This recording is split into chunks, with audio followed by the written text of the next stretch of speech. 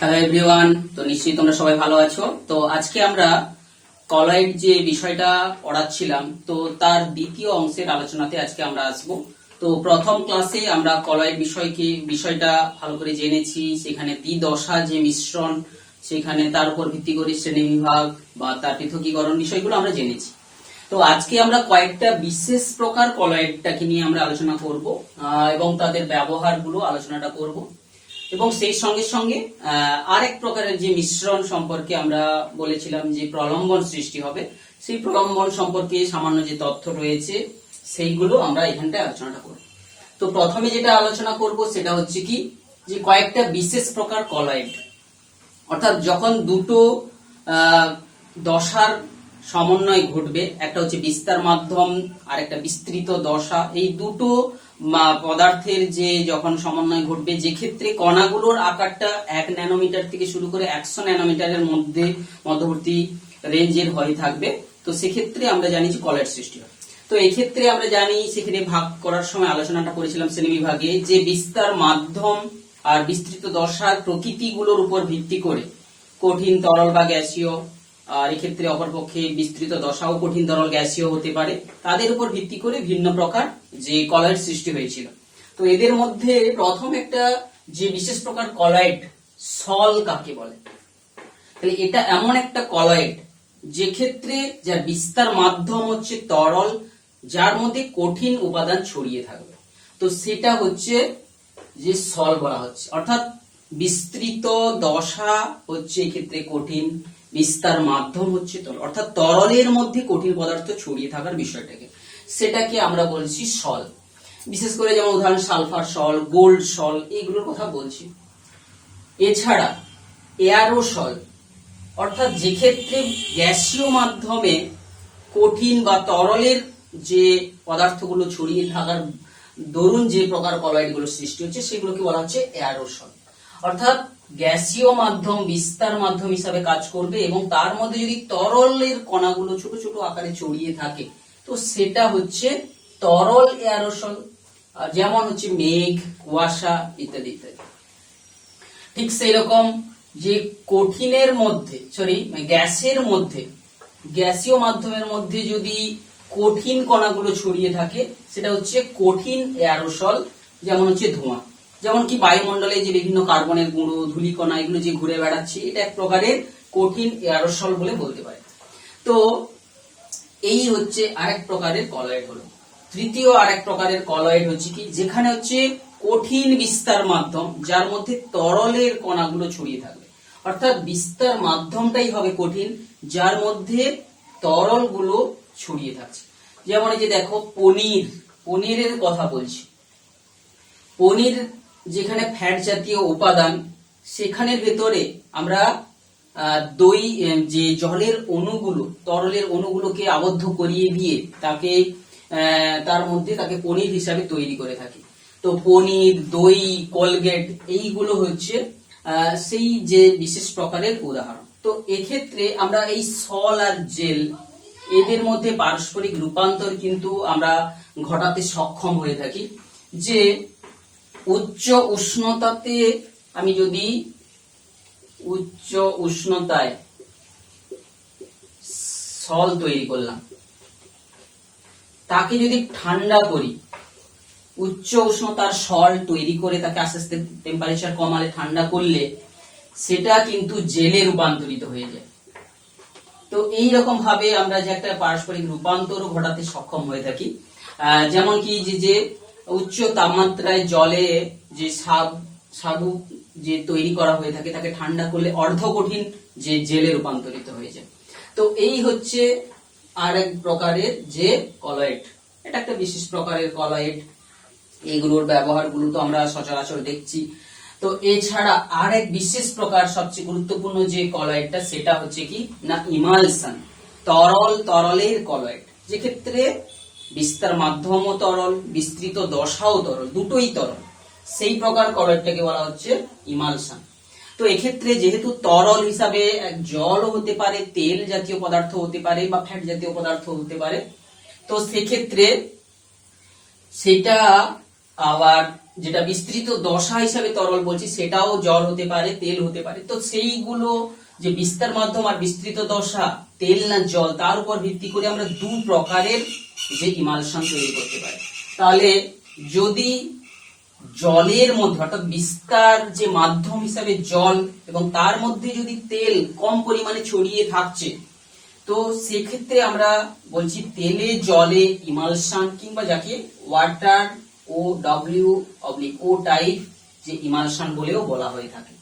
অর্থাৎ জলের মধ্যে তেল ছড়িয়ে আছে, অর্থাৎ বেশিরভাগ হচ্ছে জল এক্ষেত্রে বিস্তার মাধ্যম বেশি হবে, আর তেলটা যেটা বিস্তৃত দশা তেল সেটা কম পরিমাণে থাকবে। বোঝা গেল? তো এই তেলে জল জাতীয় যে প্রকারের গুলোর উদাহরণ গুলো হচ্ছে কিন্তু জলে যে তেল, যেমন এইগুলো বিশেষ করে দুধ, ভ্যানিশিং ক্রিম, যে দুধ কিংবা ভ্যানিশিং ক্রিম,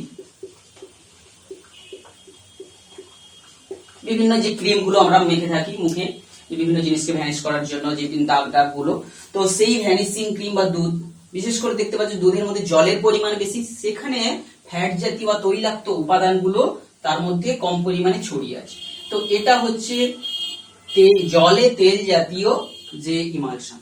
আর এক প্রকার হচ্ছে যে তেলের পরিমাণটা বেশি আর কম জল সেখানে রয়েছে, জল কম পরিমাণে থেকে যে প্রকার কলয়েড সৃষ্টি হচ্ছে বা ইমালশন তৈরি হচ্ছে, সেটা একটা কলয়েড তৈরি হচ্ছে, সেটাকে বলা হচ্ছে তেলে জল জাতীয় যে ইমালশন। যেমন মাখন, তাছাড়া কি কড লিভার অয়েল, এইগুলো মাখন, কড লিভার অয়েল কিংবা ফিনাইল, ডেটল, এই সমস্ত গুলো হচ্ছে code liver oil. Cold cream, এইগুলো কোল্ড ক্রিম। তো এইগুলো হচ্ছে কিন্তু আরেকটা বিশেষ প্রকারের যে কলয়েড।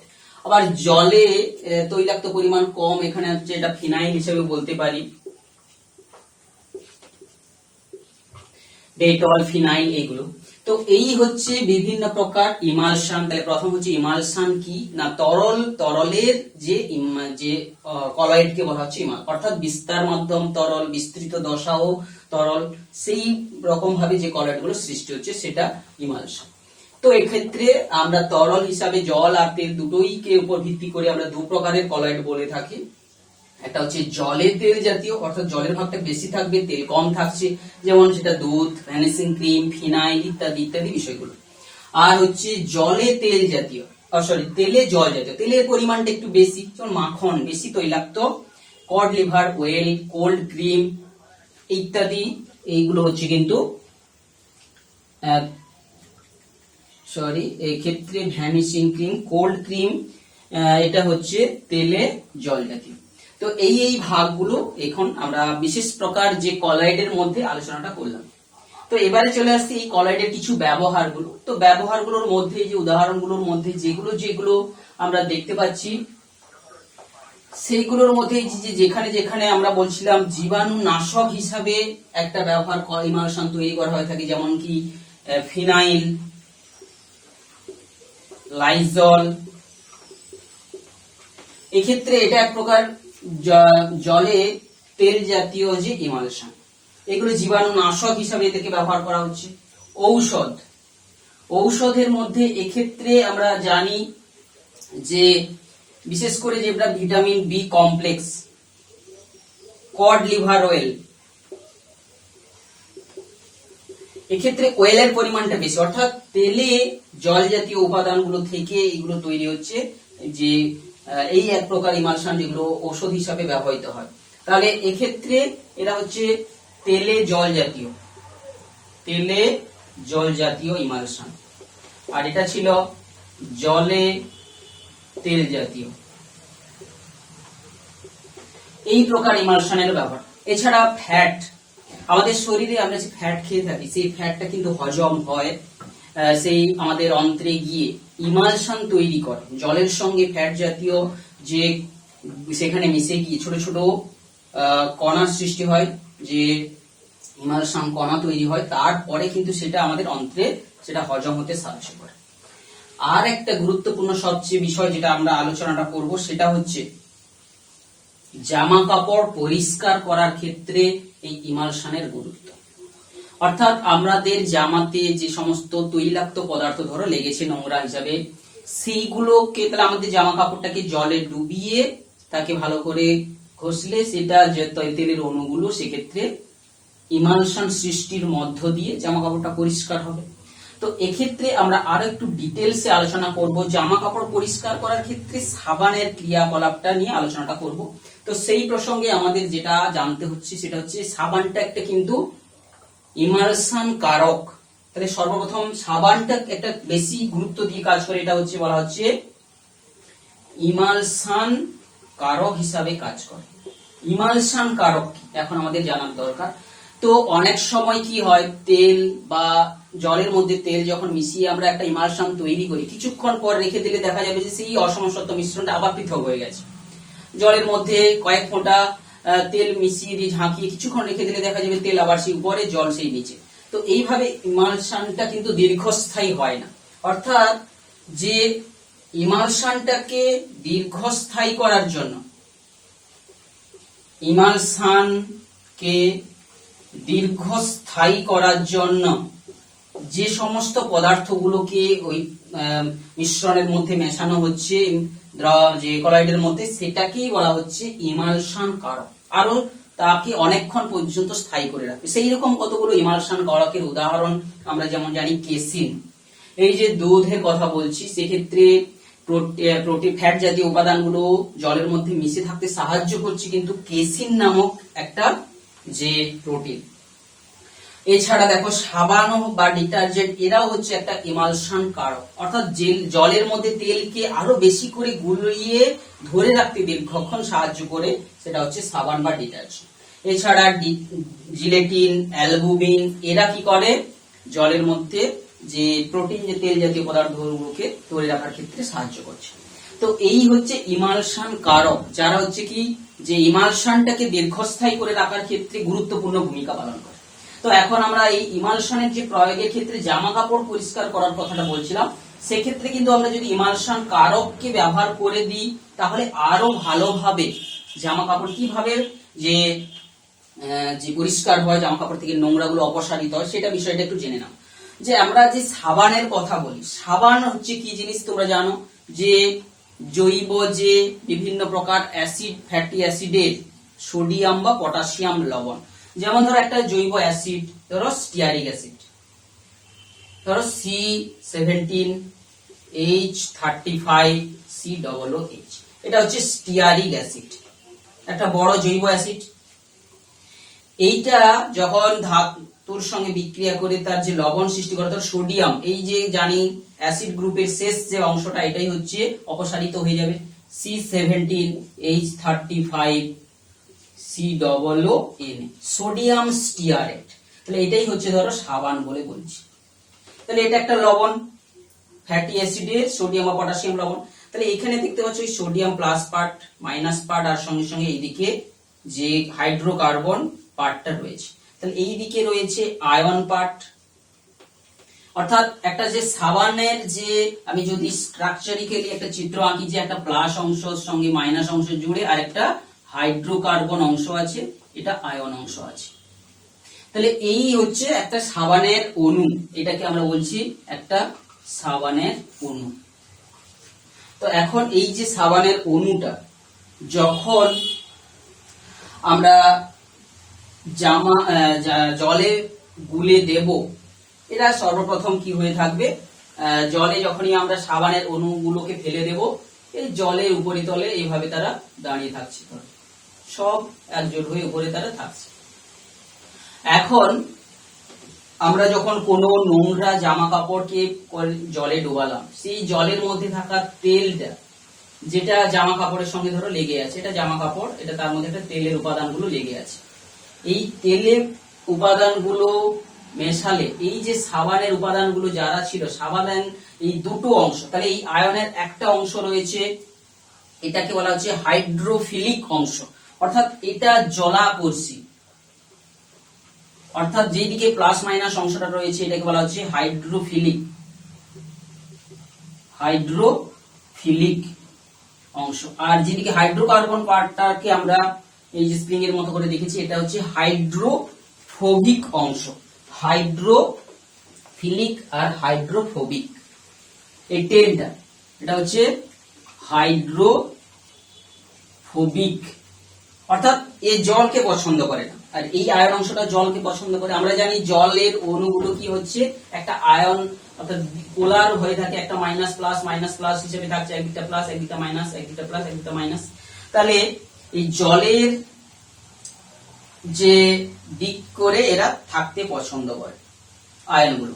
তো এখন যখন কোনো নোংরা জামা কাপড় আমরা ফেলে দিয়েছি তখন কি হয়, আর সর্বপ্রথম যখন নোংরা জামা কাপড় ফেলা হয়নি এই আয়ন অংশগুলো পরস্পর বিকর্ষণ করে তারা উপরে ভেসে থাকছে। যখনই আমরা নোংরা জামা কাপড় ফেললাম এই সাবানের যে অংশগুলো, এই যে তেল জাতীয় উপাদানকে যারা পছন্দ করে হাইড্রোফোবিক, অর্থাৎ জলকে পছন্দ করে না কিন্তু তেল জাতীয় উপাদানগুলোকে পছন্দ করে, তাহলে তার মধ্যে লেদযুক্ত অংশগুলো এইভাবে ঢুকে যাচ্ছে, আর যে আয়নযুক্ত অংশটা জলের মধ্যে থাকছে, এগুলো তো জল।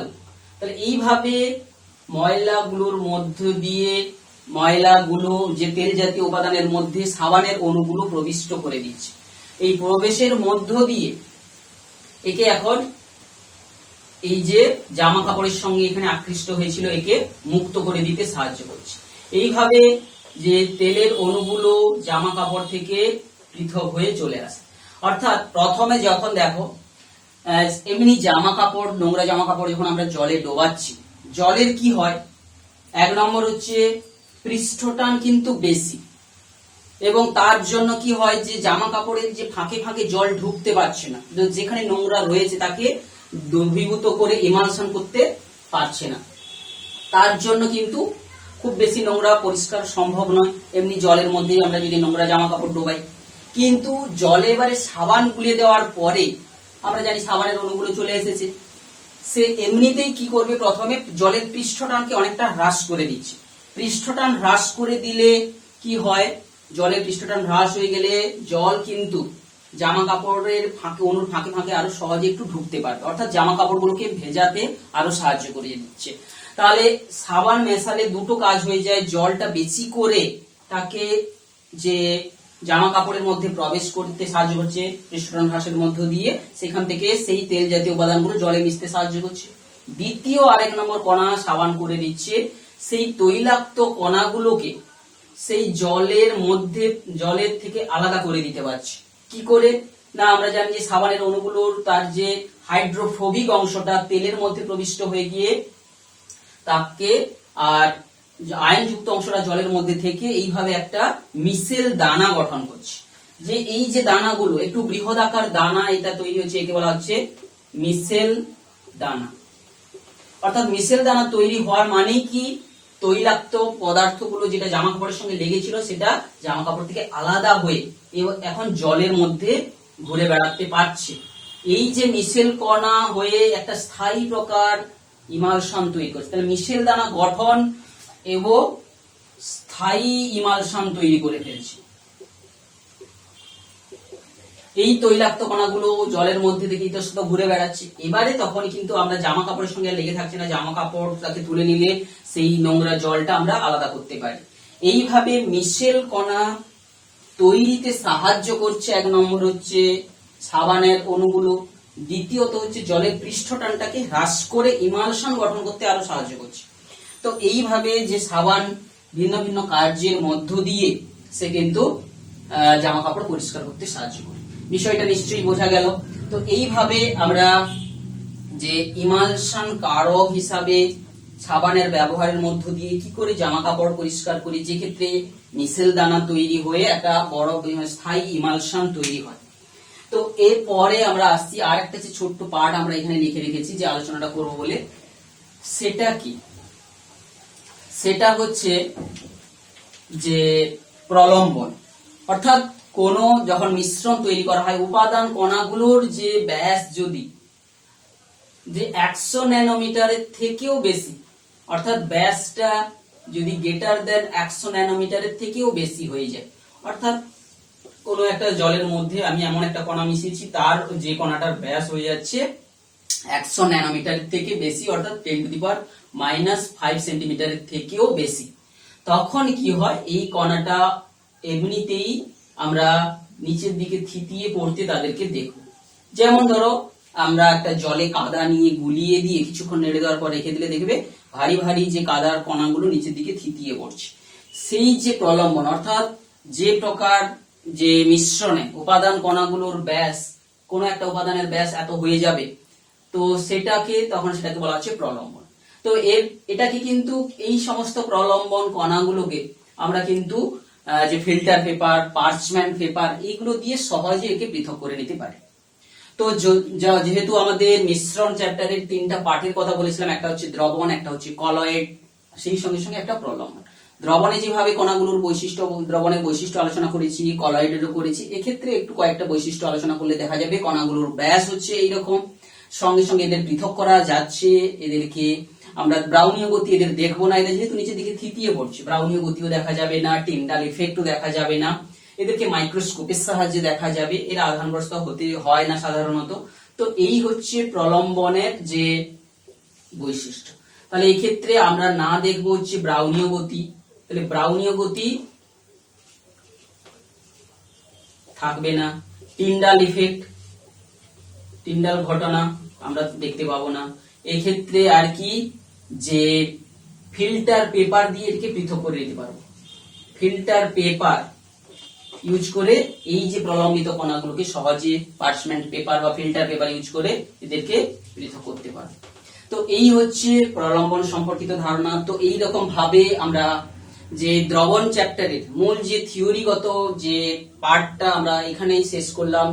এর পরবর্তী ক্লাসে যে ক্ষেত্রে আমরা দ্রবণের গাঢ়ত্ব নিয়ে আলোচনাটা করব, সেখানে আমরা যে বিশেষ করে গাণিতিক প্রশ্নগুলোর কিছু আলোচনাটা আমরা সেই সঙ্গে করব। তো নিশ্চয়ই তোমরা ভিডিওটা ভালো করে দেখবে এবং সঙ্গে সঙ্গে বইটাকে তোমরা ভালো করে ফলো করবে।